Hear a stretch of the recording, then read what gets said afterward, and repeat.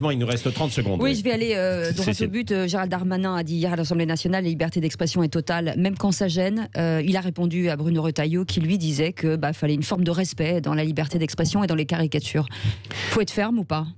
Et bien sûr, la liberté d'expression doit être totale et il n'y a aucune raison... Donc vous êtes du côté Gérald Darmanin ? Non mais je crois qu'on a mal compris ce qu'avait voulu dire Bruno Retailleau et je ne crois pas qu'il y ait chez Bruno Retailleau la moindre compromission avec l'islamisme.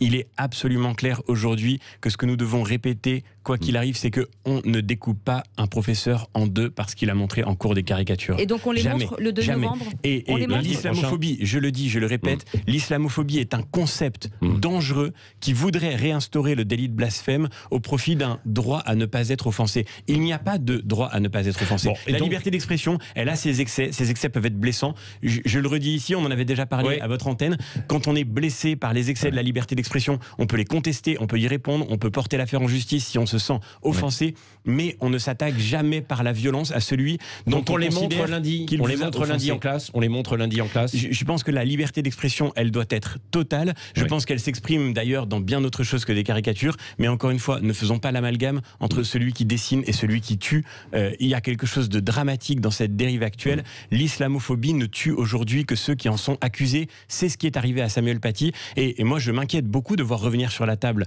l'idée d'une deuxième loi Avia. La loi Avia qui avait été censurée par chance. Et le Conseil constitutionnel, il sert aussi à ça. Elle avait été censurée par le Conseil constitutionnel parce qu'elle attentait à la liberté d'expression.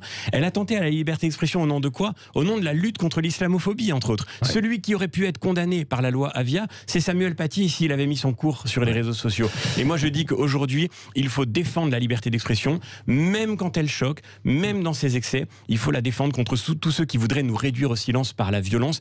Il n'y a aucune concession à faire à l'islamisme. Nous avons une manière de vivre à défendre, un modèle de société, une civilisation. La liberté de conscience en est le cœur et c'est ce qui est en jeu aujourd'hui. Merci François-Xavier Bellamy.